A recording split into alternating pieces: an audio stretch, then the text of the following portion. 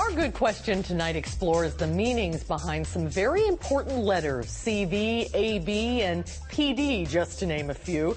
Those, of course, are some of the fairly popular county highway names in our area. But what's in a name? One viewer wanted to know, and News 3's Marc Lovicott joins us with the ABCs of our area roadways. I'm not going to sing for you guys, but it's one of those things we really always get used to, never really think about. But one viewer wanted us to look into those letters. Do they stand for anything? Do they mean really anything at all? That viewer is Joe from Madison. He asks, is there any rhyme or reason for the different letters in county highway names?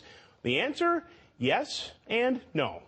A, B, C, D, E, F, G. These little ones at Shorewood Elementary have a few years before they're behind the wheel.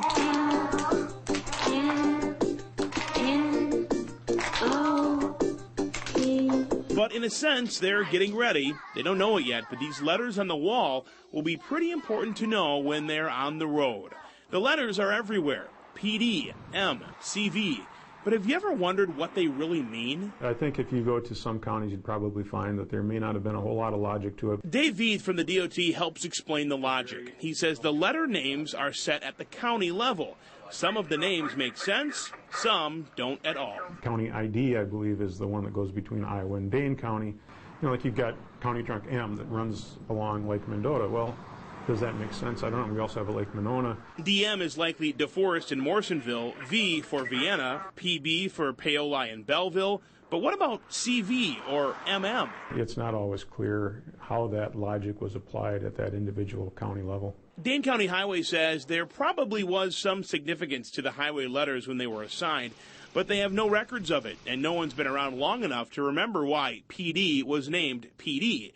But Veith says if you look at the surroundings and what's nearby, usually you can come up with some sort of connection. In the conventions that are used, if they can find a way to help drivers get to where they want to go better, hopefully that's what they're doing.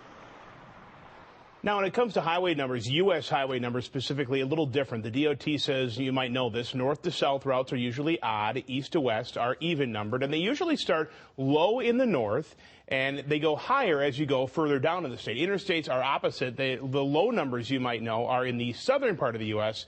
The higher numbers are here in the northern part of the U.S. Seems very confusing, but apparently folks liked the way we did it in Wisconsin because how we do it here back in the early 1900s, that's the national standard that was set for naming highways. Interesting. What we You do got here. it all? So. You got it all figured out? There'll be a quiz in a couple minutes here in the commercial break for you guys. A little history there, a little You got it. documentation. Thanks, Marc. All right.